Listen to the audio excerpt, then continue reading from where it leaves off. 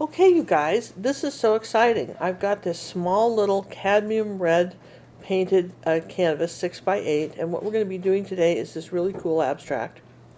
And one of the things that you want to think about when you're doing an abstract is you want to think about, is it going to be warm colors or cool colors? Are the warm colors going to be the accents? The cool colors is going to be more light, it's going to be more dark. And so before you start with some giant painting of an abstract where you're wasting just an immense amount of paint figuring it out, what you do with something like this is start a small design. So you can see I've got a little pencil, and what I'm doing is I'm sort of outlining a shape that I think I might like.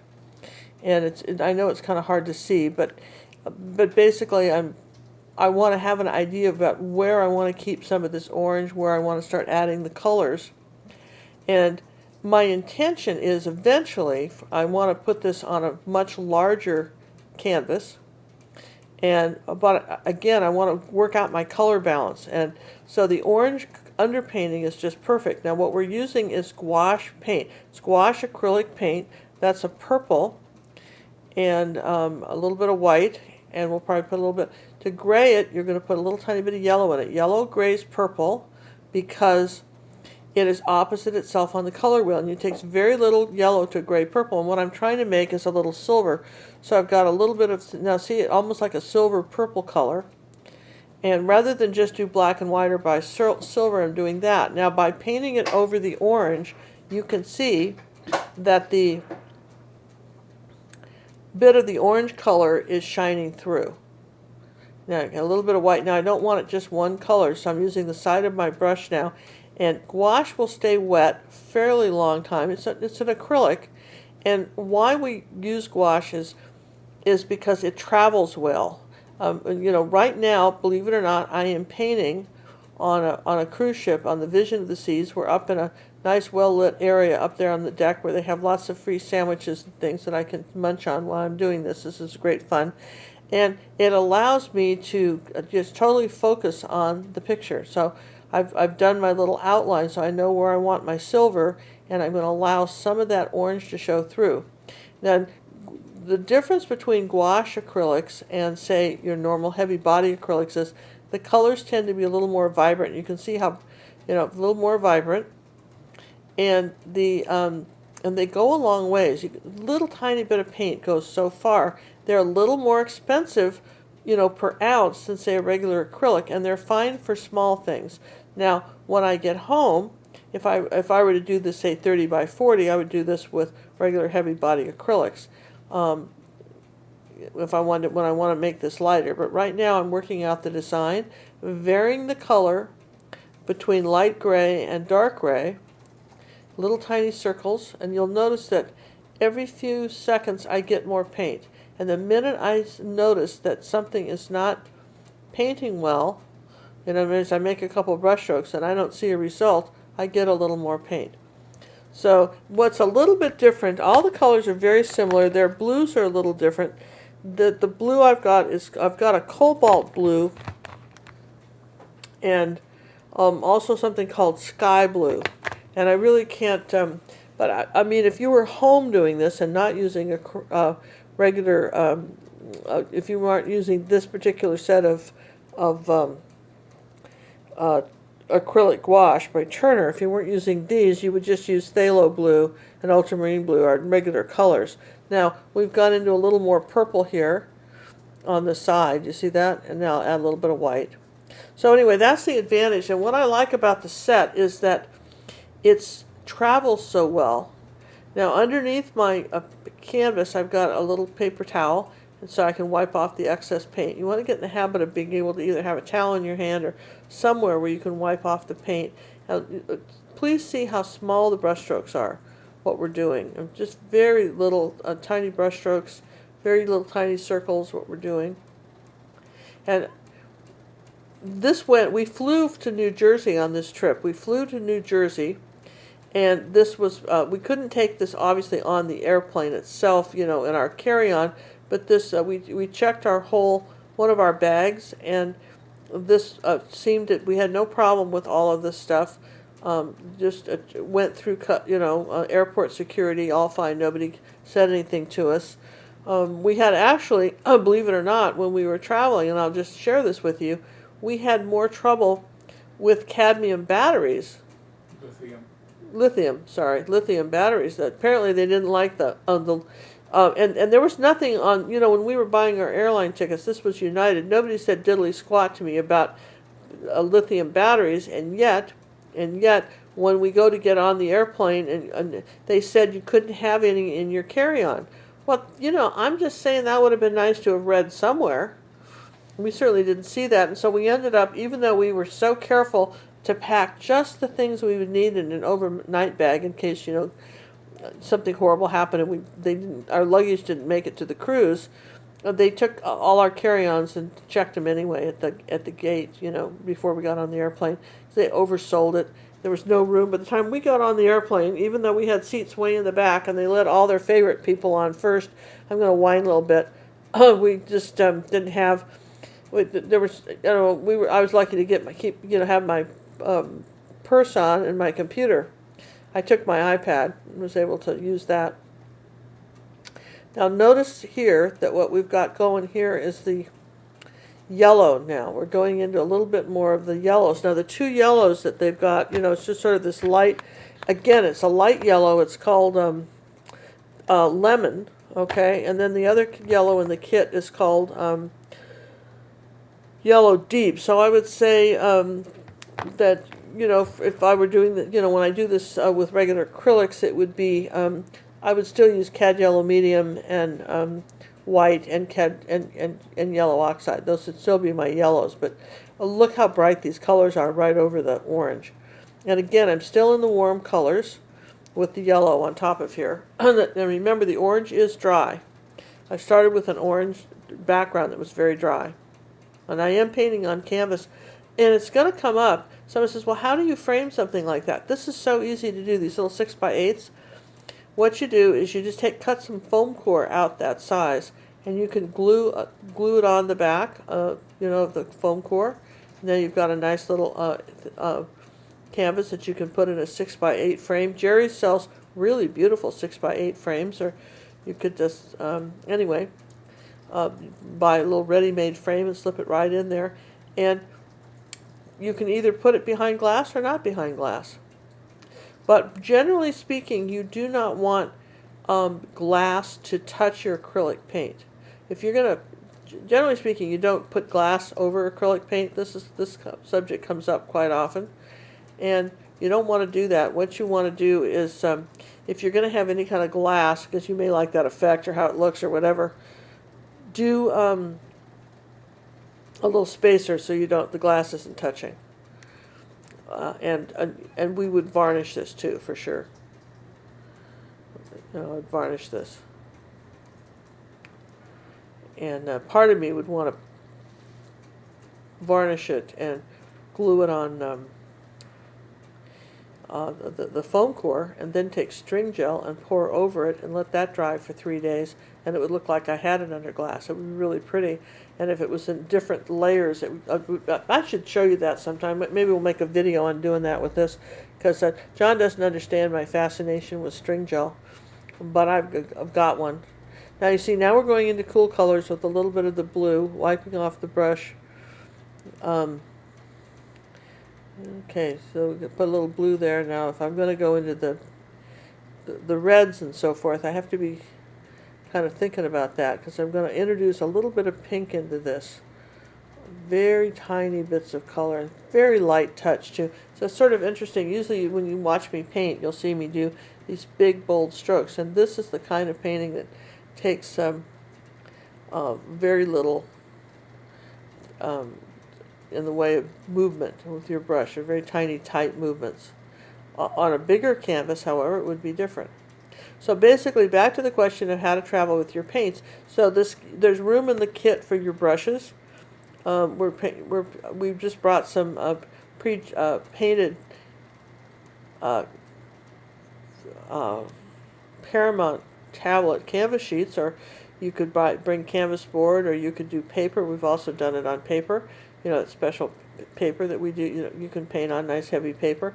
Acrylic gouache can paint on anything, and the thing I like about it is that there's probably water wherever you're going. You can get, we just grabbed a coffee cup and put some water in it, and then I cleaned all this up in the bathroom and rinsed the coffee cup out and gave it back to them. They probably would have washed it. The thing about the cruise line is they're very happy to accommodate. In fact, we were painting here one day, and some woman came along when we went to do it again the next day. She had taken our spot.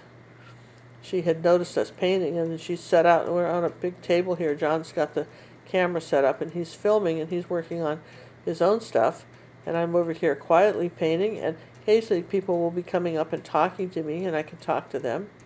You notice that we're getting sort of more of a burgundy color. To make a burgundy color, you can do a little bit of red and blue, and that's very pretty. It's sort of a wine color. So again, we're darkening up. We're still, you see a little bit of that blue, but we're still in the warm colors. Do you see that? We're still in the very, very warm colors and lights and darks of these warm colors. That's what we're painting. So as John and I plan on traveling more because we can see more interesting places, and I was very inspired to do this abstract because Daniel Elliott had given me, he's the manager of Jerry's in Houston, he gave me some aluminum metal canvas boards, not really canvas, they're boards that you're supposed to paint on.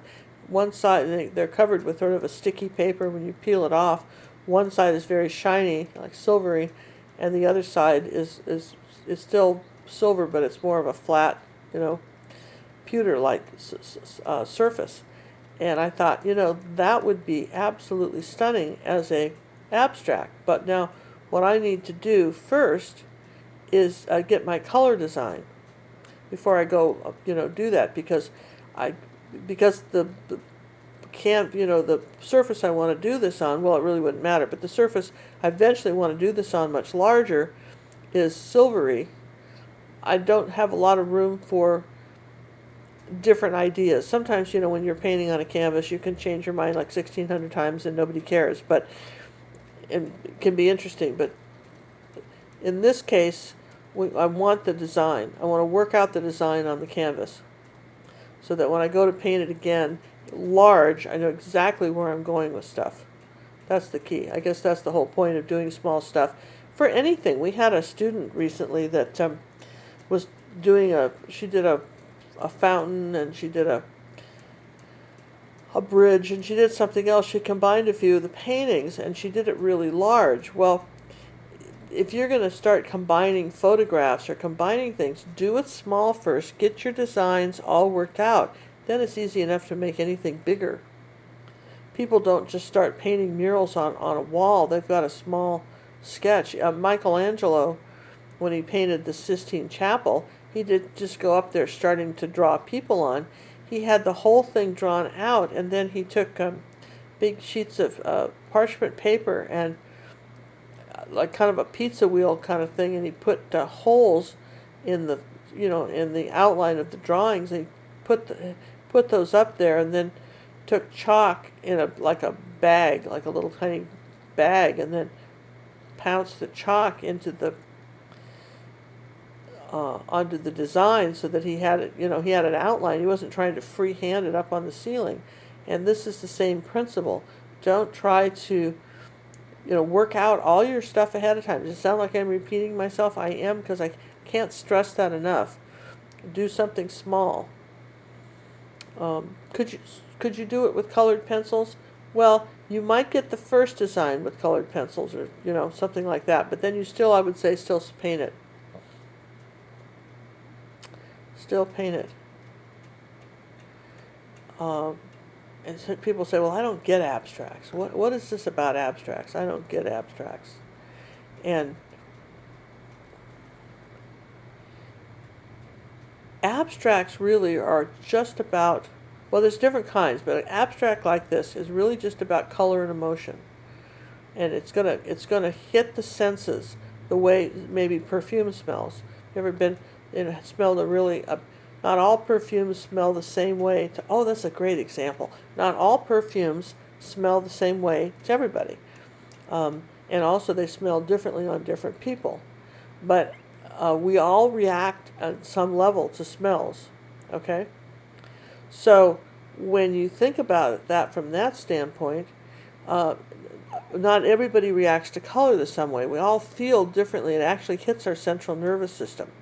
So when you're doing an abstract, if it's a good one, what it does is it, playing against the warm and the cool colors and playing against the complements. If you throw in a little bit of turquoise next to an orange, you really are. It's like it plays on the senses. Really, it's a fantastic. People have no idea. So it's not a matter that you recognize anything. It's just that you're looking at the color, and it's just sort of a feeling that you get when you look at the painting, as opposed to, say, Picasso, who did a bunch of different designs and cube things and did some weird things like that, and that appealed to the senses in a different area. But what you're talking about, all abstracts have in common, I would say, all abstracts have in common is they leave the viewer to interpret more. If you see a picture of a little boy holding a book at the beach, and his mom's sitting there holding her car keys up in the air, kind of scowling down at him, you've got the whole story.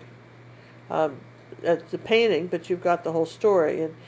But with an abstract, you've got more of a feeling, and that's what you're going for as an artist. It's not just paper, it's just not paint thrown on a canvas.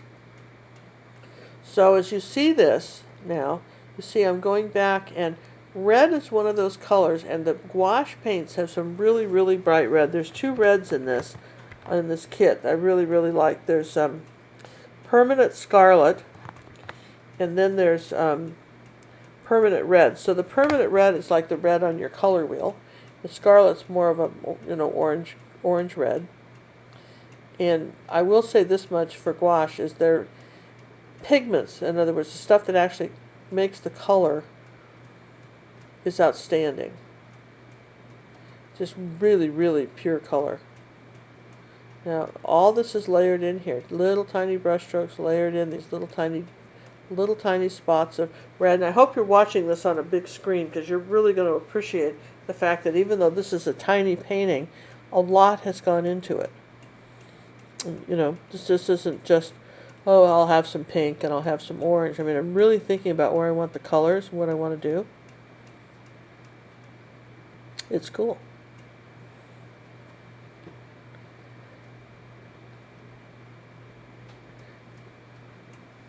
And I'm just amazed at the tiny amount of paint. I had a lot of paint left over when I was done, too. A lot of paint left over.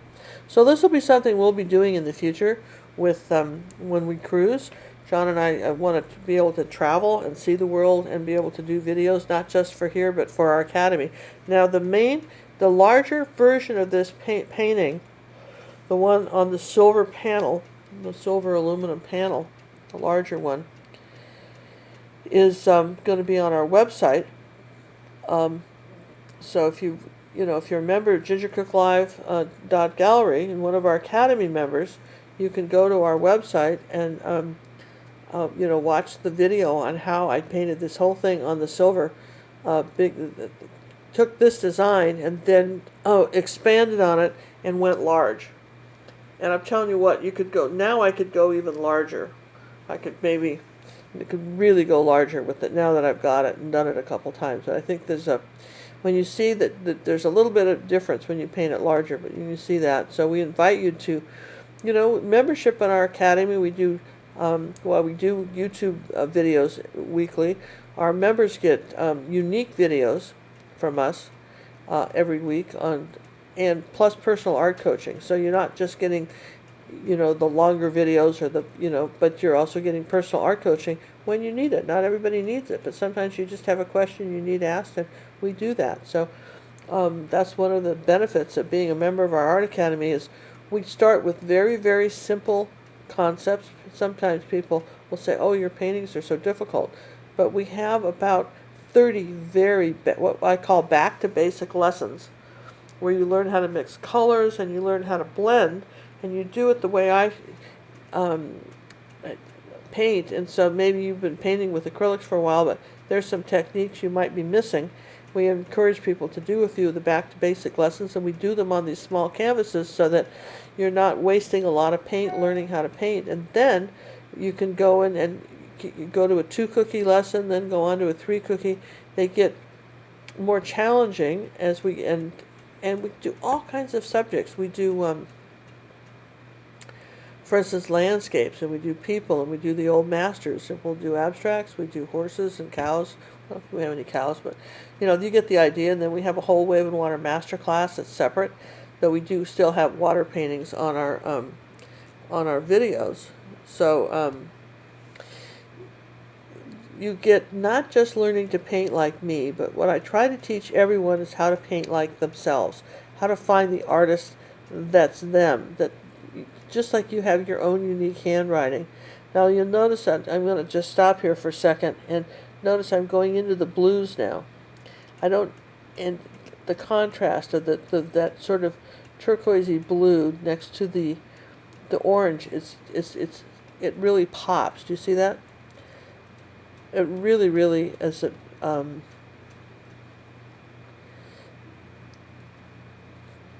just. This is what I'm talking about when you're playing with the colors. This is really a symphony of colors. Now, if your palette is still wet, the blue's going to turn a little purple on you because you're going into reds. So you've got to make sure that I did not have access to a hairdryer when I was doing this because I was doing this up on a deck. So then I had to sort of fool around here and say, okay, so this is still wet, I'm going to paint somewhere else. So that was one of the limitations I had when I was traveling. There was a hairdryer in my room, but I didn't want to paint in my room. I wanted to paint up on the deck where I could look out the window and see the ocean, talk to people, have little sodas and things. It was all fun. So now you see we're adding a little bit of light and kind of lightening this out. We've got this interesting shape. Purple and yellow are complements, and so even though that you've got this sort of purple-gray color that looks very nice with that bit of yellow that's there too, kind of that gold-yellow color. Little tiny bits of paint, very little. Barely need to touch it.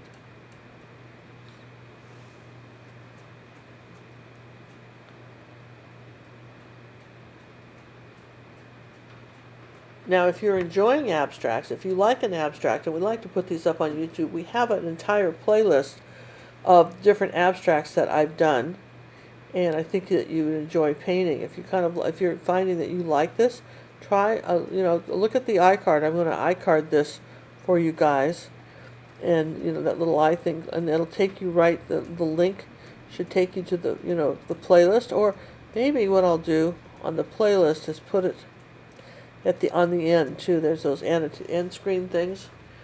Maybe I'll give you the link at the very end to our playlist of just abstracts. So mostly you think about our channel, you see mostly a lot of flowers, but sometimes it's very liberating and freeing because no two people will ever paint the same abstract. You might get the idea of it, but no two people will see color the same way, and it's really kind of fun to do. I think you might really find this is a very freeing exercise in not only learning color balance and how to paint and layer. This is really a good lesson on how to layer.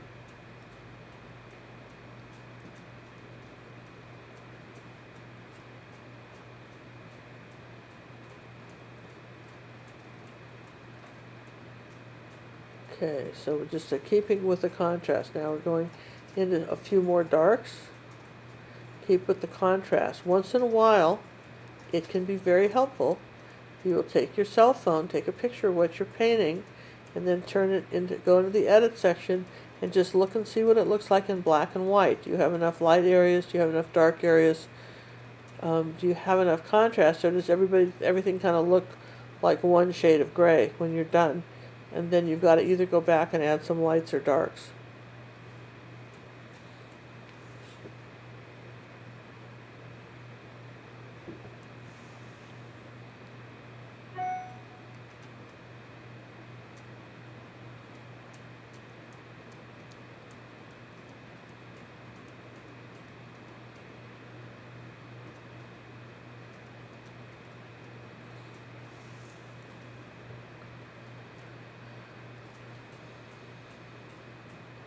I think about abstracts, and I think about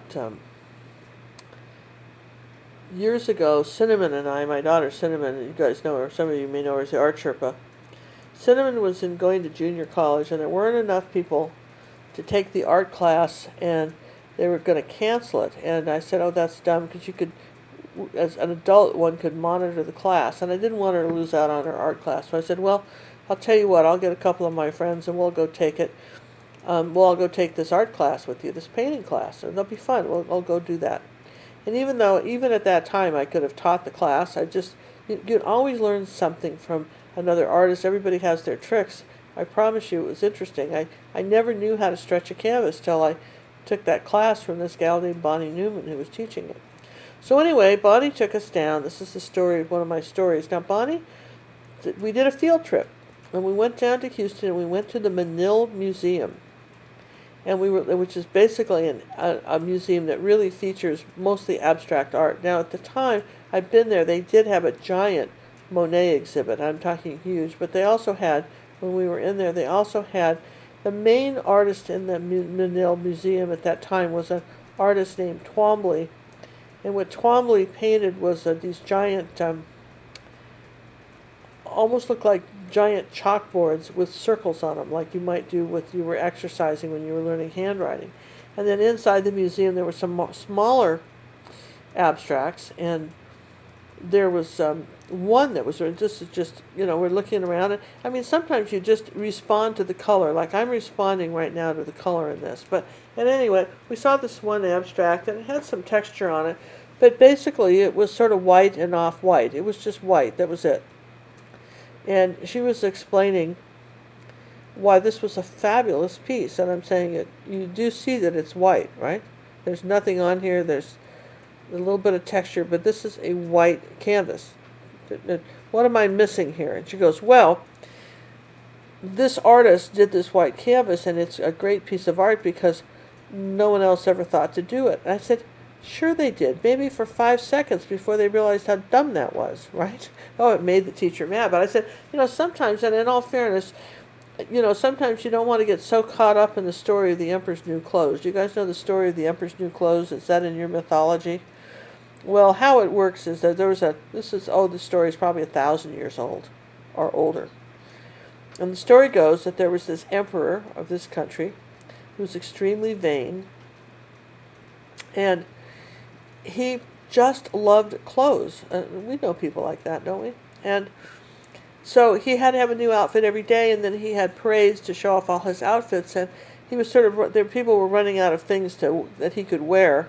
So he offered a huge amount of gold for anybody that could make him something extremely unusual. So these two guys came up to him and somehow got an audience, and they said, look, we can make these invisible garments, and the only people that can, really see them are the people that either have royal blood or extremely intelligent. And it takes us a while because we have to weave it all, but we have enough gold, we can do this. So sure enough, the king goes in there a few times. He cannot see what they're doing, but he doesn't want anybody to think he's not intelligent or not royal, so he says nothing. He's all excited. So he basically, they dress him in nothing, really, because he's nude, and they're telling him to step into the outfit and put this on, and, the whole thing. And then he goes out and he does this parade, and he says to everybody, how do you like my new clothes? Well, the whole court knew the deal, that only people with royal blood or extremely intelligent could see them, and no one wanted to own up to the fact that they were not extremely intelligent or royal blood. So everybody's going, oh my gosh, those are the nicest clothes I've ever seen. They capture you, and all these compliments. Well, down comes the parade, and suddenly this little boy from the audience says, why is the king parading around nude? And, it was just kind of shocked everybody. Well, that's the whole idea sometimes behind, I think, how sometimes people feel about abstracts. That nobody wants to say, really, this is dumb. So, I mean, abstracts still have to follow the rules of light and dark and color balance, okay? Just the way anything else does. there's some real thought that goes into it, and don't think it's just paint splattered on a canvas. When they're done correctly, and this is why, again, tell you, do them small. Get your color balance and then make it bigger. That's my great story. It's not a good story about the Emperor's New Clothes. Some of you may have heard of it. Heard the story. Now we're coming back with some little outlines on the edges.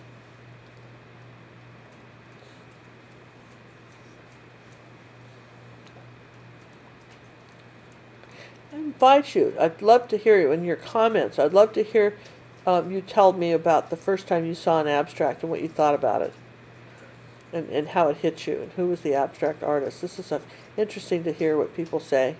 And speaking of hearing what you have to say, and if you're going to enjoy painting this, you might try painting this and reversing the colors. Did it all in cool colors, warm colors with some cool accents. What if you changed the whole thing and did it all in cool colors with some warm accents? What would that look like?